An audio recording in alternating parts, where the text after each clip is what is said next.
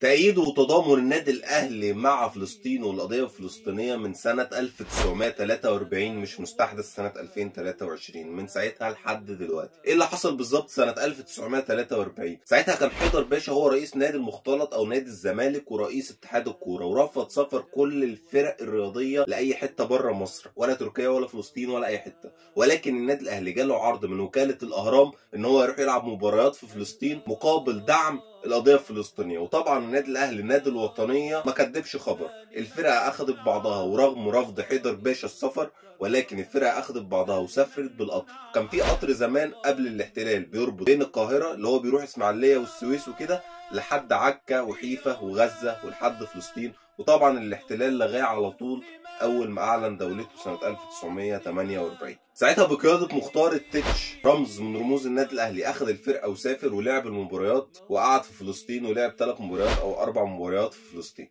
وده كان تأييد وتضامن مع القضيه الفلسطينيه وقتها، وكان بمساعده سراج باشا وزير الداخليه وقتها برضه. لما الفريق رجع حيدر باشا ما سكتش على الموضوع ده خالص، وفعلا اوقف اللعيبه لمده عامين، وساعتها حصل قصه ال6-0 بتاعه الزمالك. ومن هنا جت اغنيه الشهيره بتاعه ال6-0 دي شرف ليوم الدين، لان النادي الاهلي ساعتها كان لاعبين موقوفين لسفرهم للتضامن مع القضيه الفلسطينيه ساعتها سنه 1943. سنه 1943 لحد 2023 النادي الاهلي لسه تضامن ومش بيطبع ومعترف ان في محتل على الاراضي الفلسطينيه لحد دلوقتي، في محتل غاشم بيقتل الاطفال بيقتل النساء بلا رحمه وبلا هواده، وبيقوم بجرائم ومجازر حرب يوميا وفي كل ثانيه وفي كل ساعه وفي اللحظه اللي احنا بنتكلم فيها ديت.